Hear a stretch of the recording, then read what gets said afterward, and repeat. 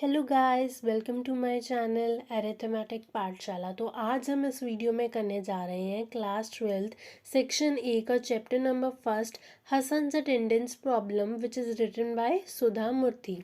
Mrs. Sudha Murthy is a teacher, social worker and a philanthropist। तो कह रहे हैं मिसेस सुधा मूर्ति जो थी वो एक टीचर थी, सामाजिक कार्यकर्ता थी और फिलांथ्रोपिस्ट का मतलब है परोपकारी होना, बहुत ही अच्छे होना, मतलब एक रिच पर्सन जो कि पुअर पर्सन की हेल्प करता हो। Her work speaks more than any words will. उसका जो काम शब्दों से भी ज़्यादा बताता था कि वो कितना अच्छा काम करती है। She is the spouse of humble. Spouse का मतलब होता साथी और हम्बल का मतलब होता है पोलाइट। तो वो पोलाइटनेस को तो अपने साथ ही रखती थी, पोलाइटनेस उसकी साथी थी। Mister Narayana Murthy the founder of Infosys. Infosys के फाउंडर कौन थे? Mister Narayana Murthy. Her contribution towards family, company and world is immense. उसका जो कॉन्ट्रीब्यूशन था, फैमिली में ले लो आप, कंपनी में ले लो, वो बहुत ही ग्रेट था। इमेंस का मतलब है वेरी ग्रेट। हर हम्बलनेस रिफ्लेक्ट्स इन हर राइटिंग। उसकी जो पोलाइटनेस थी, उसका जो प्यार था, वो तो उसकी राइटिंग में ही झलकता था। Hasan attendance problem describes the consequences of not taking things seriously and not working for the sake of knowledge. Hasan attendance problem जो चैप्टर है वो हमें बताता है कि जब भी हम किसी चीज़ों को सीरियसली नहीं लेते हैं तो उसके क्या परिणाम होते हैं, और ज्ञान के लिए ना काम करना। ओनली वर्किंग फॉर मार्क्स और money will lead one nowhere. सिर्फ मार्क्स के लिए और पैसों के लिए ज्ञान को पाना ये किसी भी इंसान को कहीं पर भी नहीं पहुंचा सकता है। She explain it with quite essential example of her student Hasan who used to bunk a lot of her class. इसने इस चीज़ को बहुत ही परफेक्ट एग्जाम्पल के साथ समझाया है अपने स्टूडेंट हसन से, जो कि अपनी बहुत सारी क्लासेस को बंक करता था। अब यहाँ पर आगे हमारा मेन चैप्टर शुरू होता है। ये तो थी हमारी एक छोटी सी इंट्रोडक्शन, तो चलिए देखते हैं। For many years now, I have been teaching computer science to students studying for their masters in computer applications at a college in Bangalore। कई सालों से मैं कंप्यूटर साइंस पढ़ा रही थी उन स्टूडेंट्स को जो कि कंप्यूटर एप्लीकेशंस में मास्टर्स कर रहे थे बैंगलोर के कॉलेज में। I have interacted with many students and though it is not possible to remember all of them now. मैं बहुत से स्टूडेंट्स के साथ मिली पर सभी को याद रखना पॉसिबल नहीं होता है। The memories of some are etched in my head. उनमें से कुछ की मेमोरीज मेरे दिमाग में रह जाती हैं। That is not because they were all brilliant. इसलिए नहीं क्योंकि वो पढ़ाई में बहुत ही अच्छे थे, वो बहुत ही ब्रिलियंट थे, but rather because something in them was very different from the others. क्यों? क्योंकि उनमें कुछ बाकियों से अलग था। In my first batch there was a very bright boy called Hasan. मेरे फर्स्ट बैच में एक बहुत ही ब्राइट बॉय था जिसका नाम था Hasan. He was tall, handsome with a very good memory. वो लंबा था, हैंडसम था और उसकी मेमोरी बहुत अच्छी थी। He came from an affluent family where he was only the सन। तो वो एक अमीर घराने से आता था जहाँ पे वो एक इकलौता बेटा था अपने माँ बाप का। Initially I did not come to know of his existence at all, mainly because he was hardly ever present. तो पहले पहले तो मुझे पता ही नहीं था कि वो है या नहीं है, क्योंकि वो बहुत ही कम क्लास में आता था, ज़्यादातर एबसेंट ही रहता था। I normally take the first class of the day which is scheduled at 9 AM और the one after that at 10 AM। तो सुधा मूर्ति यहाँ पे कह रही है कि मैं नॉर्मली फर्स्ट लेक्चर ही लिया करती थी जो कि 9 बजे हुआ करता था, या फिर मैं उसके नेक्स्ट वाला कि जो कि 10 बजे हुआ करता था वो वाला लेती थी। I prefer this time as this is when students are fresh and very attentive। मैं इस टाइम को इसीलिए प्रेफर करती थी क्योंकि ये टाइम बच्चों के लिए बहुत फ्रेश होता था और अटेंटिव होता था। इसमें बच्चे बहुत ही ध्यान से पढ़ पाते थे बिकॉज सुबह का टाइम बिल्कुल फ्रेश टाइम होता है। Once in a while, Hassan would turn up, particularly if there was a class test or during a examination। Hasan जो है वो कभी कभी क्लास में आया करता था, ज़्यादातर वो तब आया करता था जब भी क्लास में टेस्ट हो या एग्जामिनेशन हो। I met him more often for attendance shortage meeting. मैं उसे ज़्यादा बार तभी मिली हूँ अटेंडेंस शॉर्टेज मीटिंग पर, क्योंकि उसकी अटेंडेंस जो होती थी वो शॉर्ट हुआ करती थी क्योंकि वो स्कूल नहीं आता था। तो मैं उसे उसी मीटिंग्स में मिली हूँ। यहाँ पे सुधा मूर्ति कह रहे हैं, he would beg for attendance in such a manner that it was very difficult for me to say no. Hasan अपनी टीचर से अटेंडेंस के लिए इस तरीके से विनती करता कि नरेटर के लिए ना करना बहुत मुश्किल हो जाता। Sometimes I would get upset and tell him no, I can't give you attendance. कभी कभी मैं बहुत ही निराश होती और उसे बोलती नहीं, मैं तुम्हें अटेंडेंस नहीं दे सकती। There should be discipline, discipline होना भी ज़रूरी है, अनुशासन होना भी ज़रूरी है। Yes madam, he would reply apologetically, pardon me, from the next semester onwards, I will definitely attend your class. Can you not pardon me this time? To err is human, to forgive is divine. You have only taught us this. Yes, madam, माफ़ी मांगते हुए वो कहता है और कहता है कि मुझे माफ़ नहीं कर सकते हो। पार्डन मी का मतलब है मुझे माफ़ नहीं कर सकते हो। मैं नेक्स्ट सेमेस्टर के लिए डेफिनेटली सारी क्लासेस अटेंड करूँगा। क्या आप मुझे माफ़ नहीं कर सकते हो? Can you not pardon me this time, क्या मुझे आप इस टाइम माफ़ नहीं कर सकते हो? To err is human, to forgive is divine. इंसान तो गलतियों का पुतला है, माफ़ करना तो आपका काम है, आपने ही हमें ये सिखाया है। I could not remain angry for long. Teachers do get upset with students who are not regular, but if the discipline shortage affects their appearance in the final examination, मैं ज़्यादा देर गुस्सा नहीं रह सकती थी। टीचर्स उन बच्चों से गुस्सा रहते हैं जो रेगुलर नहीं होते हैं और उनकी अगर अटेंडेंस का फ़र्क उनके एग्ज़ामिनेशन पर पड़े तो टीचर्स गुस्सा होते हैं। One tends to melt like snow against the सन, तो उसने टीचर को इस तरीके से मेल्ट कर दिया जैसे बर्फ़ पिघल जाती है सन के आगे। A good teacher will always wish for the best of a student. एक अच्छी टीचर जो है वो हमेशा अपने स्टूडेंट का अच्छा ही चाहेगी, यही विश करती रहेगी कि उसके साथ सब कुछ अच्छा हो। तो I do agree, discipline is very important too. लेकिन मैं इस चीज़ से भी एग्री करती हूँ कि अनुशासन होना बहुत ज़रूरी है। As he was very bright student, Hasan would invariably get a first class in the exam.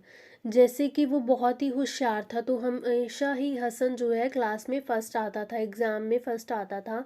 How ever before the exam started every semester this drama with Hasan would be repeated. तो जैसे ही एग्ज़ाम शुरू होते हर एक सेमेस्टर में ये drama जो है हसन के द्वारा रिपीट किया जाता। आई would get upset, threaten and ultimately give in. मैं उससे निराश होती, उसको धमकी देती, लेकिन बाद में मान जाती।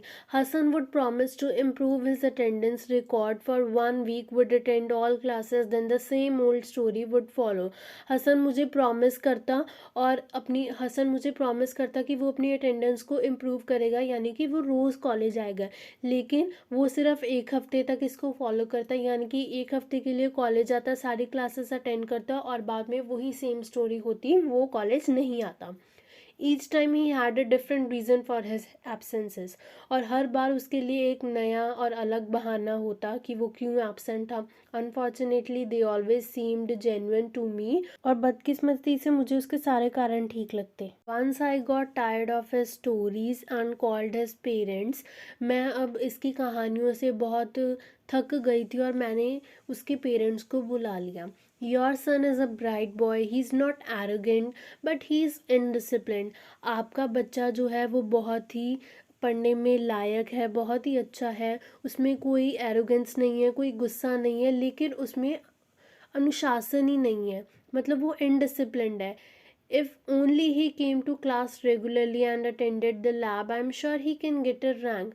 अगर वो क्लासेस लगाए और अपनी लैब्स को अटेंड करे तो मुझे पूरा विश्वास है कि वो कोई ना कोई रैंक ज़रूर लेकर आएगा। I have failed to convince him, मैं इसे कन्विंस करने में असफल हुई हूँ। I will be happy if you could look into the matter more seriously.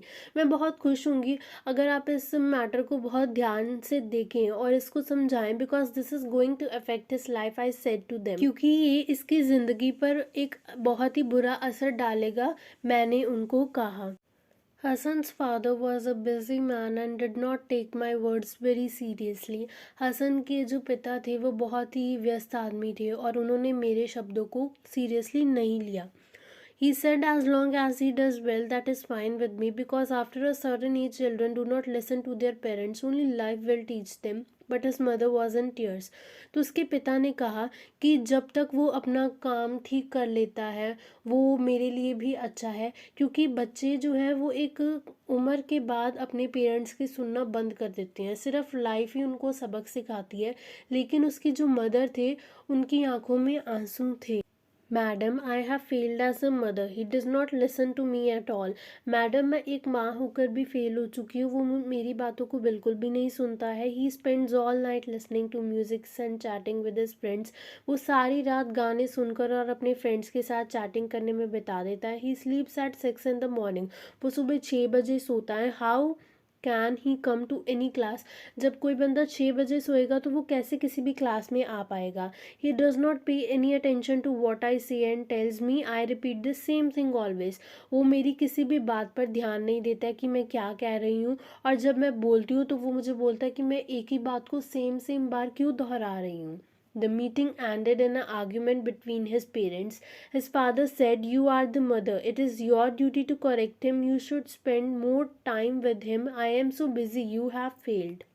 अब जो ये मीटिंग है ये उसके पेरेंट्स के बीच में ही बहस में ख़त्म हो गई। मतलब ये जो मीटिंग है ये एक बहस में ही ख़त्म हो गई। His father said, "you are the mother."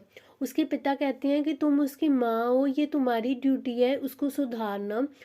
तुम उसके साथ और ज़्यादा वक्त बिता सकती हो, क्योंकि मैं तो बहुत बिजी हूँ। तुम असफल हो गई हो उसको सुधारने में। His mother said, "You are the father. It is difficult to control boys. You can speak to him man to man. Earning money is not the only thing in life." उसकी माँ कहती है तुम उसके पिता हो। माँ के लिए बॉयज़ को कंट्रोल करना थोड़ा मुश्किल होता है। तुम उससे एक आदमी से आदमी की बात कर सकते हो। पैसा कमाना ही ज़िंदगी में एक ही चीज़ नहीं रह गई है। This continued for a while and the meeting ended fruitlessly. और ये बहस ऐसे ही चलती रही और जो ये मीटिंग है इसका एंड में कोई नतीजा ही नहीं मिला। Hasan continued in his ways till he passed out of his course. Hasan अपने इन्हीं तौर तरीक़ों के साथ चलता गया जब तक उसने अपना कोर्स पास नहीं कर लिया। और जब उसने कोर्स अपना पास कर लिया तो एज़ यूजुअल वो इस बार भी फर्स्ट ही आया क्लास में। तो वो बहुत ही एक अच्छा लड़का था। वो आया और सुधा मूर्ति को थैंक किया। Madam, thank you for teaching me for the last 3 years. वो आया और उसने कहा मैडम थैंक यू मुझे पिछले 3 सालों में पढ़ाने के लिए, क्योंकि आपका दिल बहुत ही अच्छा है। I could get all my attendance. I wish all the teachers were like you in the college. मुझे जितनी भी अटेंडेंस चाहिए थी आपने मुझे वो सारी दी, और मैं ये विश करता हूँ कि सारे टीचर्स ही आपकी तरह हों हर एक कॉलेज में।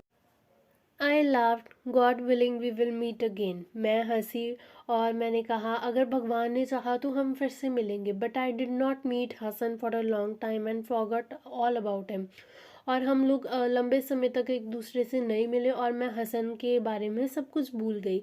Years pass, I taught many students, some of them became very good human being, some became famous, some became rich and some remained ordinary. मैंने बहुत बच्चों को पढ़ाया, उनमें से बहुत एक अच्छे इंसान बने, बहुत फेमस हुए, उनमें से कुछ कुछ बहुत ही अमीर हुए, कुछ साधारण ही रहे। As far as I was concern they were like my children. Some remember me still and send invitations to weddings, naming ceremonies, house warmings etcetera. If I am in town, I definitely try and attend because for me their immense love is my strength. जहाँ तक उनका मेरे साथ प्यार था वो मेरे बच्चों की तरह ही थे। उनमें से कुछ लोगों ने मुझे अभी तक याद रखा था, मुझे इनविटेशंस भेजते थे अपनी शादियों के, नामकरण के, और कोई घर लेता था तो उसके पूजा और हवन में भी मुझे बुलाते थे। अगर मैं शहर में होती तो मैं बहुत ट्राई करती कि मैं वहाँ पर ज़रूर जाऊँ, अटेंड करूँ, क्योंकि उनका ये गहरा प्यार ही मेरी शक्ति है। One Monday morning, my secretary told me that a person wanting to sell the latest software in high schooling teaching wanted to meet me. एक मंडे की सुबह मेरे सेक्रेटरी ने मुझे बताया कि एक आदमी आया जो कि मुझे लेटेस्ट सॉफ्टवेयर सेल करना चाहता है, जो कि हाई स्कूल टीचिंग के लिए काम में आता है, और वो मुझे मिलना चाहता है। I was extremely busy and the piles of unanswered letters were looking at me accusingly. I had no time to talk to a salesperson, so I told her he can meet someone else. I don't have time. तो मैं बहुत ही ज़्यादा busy थी क्योंकि यहाँ पर बहुत सारी अनआंसर्ड लेटर्स पड़ी हुई थी जो कि मेरी तरफ एक दोषी की नज़रों से देख रही थी। तो मेरे पास कोई टाइम नहीं था कि मैं एक सेल्स पर्सन के साथ बात कर सकूँ, तो मैंने उसे कहा कि वो किसी और को मिल ले, मेरे पास समय नहीं है। But my secretary said he was insisting he wanted to meet only me and that he was my student. She knew how fond I was all of my students, so she had not been unable to say no to him. पर मेरे secretary ने कहा कि वो बहुत insist कर रहा है कि वो सिर्फ उन्हें ही मिलना चाहता है और वो आपका स्टूडेंट है। और वो जानती थी कि मैं अपने बच्चों के साथ कितना ज़्यादा प्यार करती थी, तो वो ना नहीं कह पाई। In that case let him see me at 2 PM। तो मैंने उससे कहा कि वो मुझे 2 बजे दोपहर को मिल ले। In the afternoon a man of about 35 years, plump with bald head and moderately dressed, was waiting for me in the office। दोपहर के समय एक आदमी जो कि तकरीबन 35 साल का था, वो हल्का सा मोटा था, उसके सिर पर बाल नहीं थे, वो उसने एक साधारण से कपड़े पहने हुए थे जो कि मेरे ऑफिस में मेरा वेट कर रहा था। In his hand was the CD with the software. I could not place him, though he seemed familiar. He smiled at me and said, Madam, can you recognize me? You may not, because how can you remember all of your students from a window? You can see the outside world, but from the outside you cannot see all that it is inside. उसके हाथ में एक CD थी, साथ में software था। I could not place him, though he seemed familiar. मैं उसको पहचान नहीं पाई, चाहे वो फेमिलियर लग रहा था मुझे। He smiled at me and said, madam can you recognise me? वो उसने मुस्कुराया और मुझे कहा कि आपने मुझे पहचाना? You may not, because how can you remember all of your students? आपने मुझे नहीं पहचाना होगा क्योंकि आप सभी स्टूडेंट्स को याद नहीं रख सकती हो। From a window you can see the outside world, but from the outside you can not see all that it is inside. आप विंडो की ओर से बाहर का सारा दुनिया देख सकते हो, लेकिन बाहर से आप विंडो के अंदर का सब कुछ नहीं देख सकते हो। I liked his analogy and was sure he was my student because I often used this phrase in my class till I could not guess who he was। मुझे उसकी ये एनालॉजी पसंद आई और मुझे अब ये श्योरिटी हो गई थी कि ये मेरा ही स्टूडेंट है, क्योंकि ये फ्रेज़ मैं अक्सर क्लास में यूज़ करती थी, लेकिन मैं अभी तक गेस नहीं कर पाई कि ये कौन है। Madam, I was the perpetual late comer of your class. Madam, मैं लगातार आपकी क्लास में जो लेट आता था, मैं वो हूँ। That's when the coin dropped. Hi Hasan, how are you? It's been a long time since I last met you. I was very happy to see him. तभी मेरे ख्याल में आया, ओह हसन, क्या है तुम्हारा हाल चाल? बहुत समय पहले मिली थी मैं तुमसे, मुझे उससे मिलकर बहुत खुशी हुई। Madam, I am fine and remember many of your lessons. Madam, मैं ठीक हूँ और मुझे आज तक आपके सबक याद हैं। इज़ इट डाटाबेस मैनेजमेंट और सी और पास? क्या ये डाटाबेस मैनेजमेंट की है, सी की है या पास्कल की है? None of them software madam. I remember the moral lesson.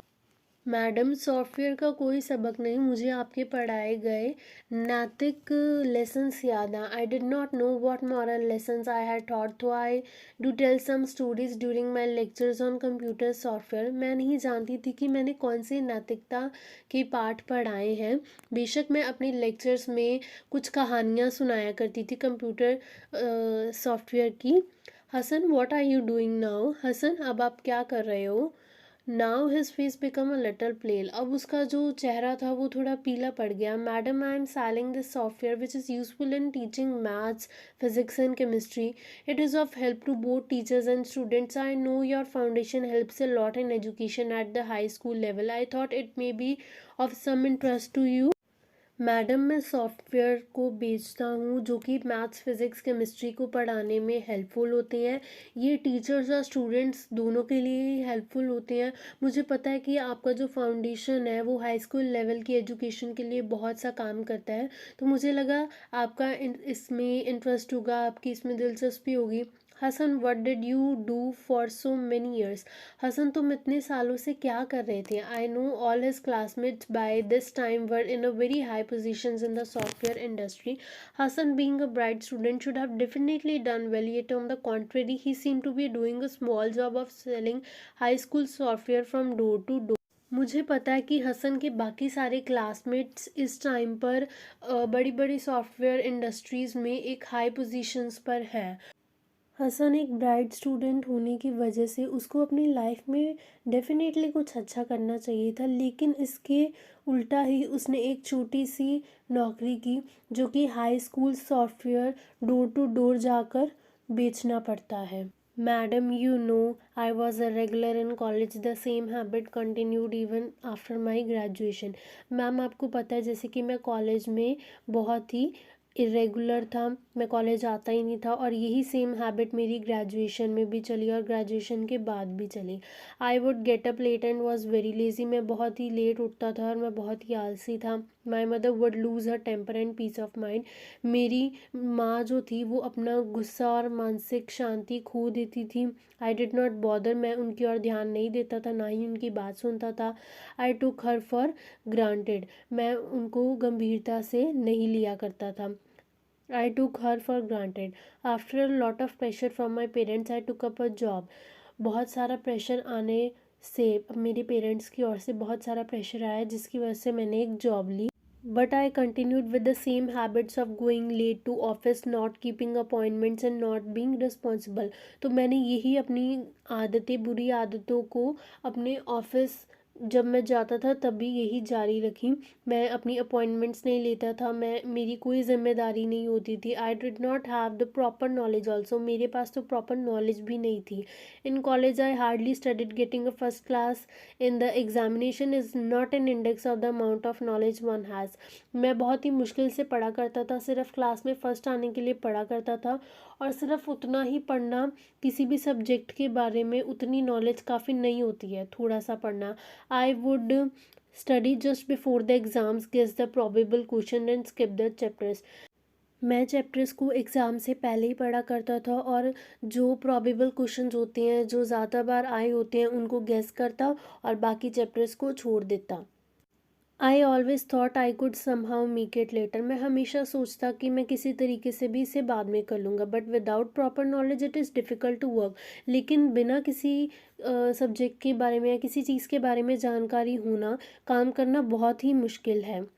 I always laughed at those people who were hard workers, मैं हमेशा उन लोगों पर हंसता जो कि हार्ड वर्क करते थे, कड़ी मेहनत करते थे। I use to make fun of them and called them nerds, मैं हमेशा उनका मजाक उड़ाता, उनको नर्ड्स बोलता। नर्ड्स का मतलब होता है boring people. Today those nerds वो हैव बिकम मिलियनर्स, और आज वही नर्ड्स लोग जो हैं वो आज अरबपति बन चुके हैं। Nobody like me in my office because of my behaviour, कोई भी मुझे मेरे ऑफिस में नहीं पसंद करता है मेरे बिहेवियर की वजह से। No employer would keep such an employer and I lost whatever job I took up, कोई भी एम्प्लॉयर ऐसा एम्प्लॉय नहीं रखना चाहेगा, कोई भी मालिक ऐसा कर्मचारी नहीं रखना चाहेगा। तो मेरे पास जो भी जॉब थी वो छूट गई। तो in my frustration I started quarrelling at office as well as at home. तो अपनी इस निराशा में, अपने इस गुस्से में, मैं ऑफिस में भी झगड़ना शुरू कर दिया और मैंने घर पे भी झगड़ना शुरू कर दिया। Finally my father got so fed up, he told me to stay separately, और मेरे फादर जो थे फाइनली मुझसे तंग आ गए और उन्होंने मुझे कहा कि तुम अपना अलग रहो। You always gave me a lot of freedom but I never picked up my own good habits, उन्होंने हमेशा मुझे आज़ादी दी, लेकिन मैं कभी भी अच्छी आदतें नहीं सीख पाया। माई stay today is the result of my own habits, मैं आज जिस भी हालत में हूँ मैं अपनी उन बुरी आदतों की वजह से हूँ, अपनी ही इन आदतों की वजह से हूँ आज मैं जहाँ पर भी हूँ।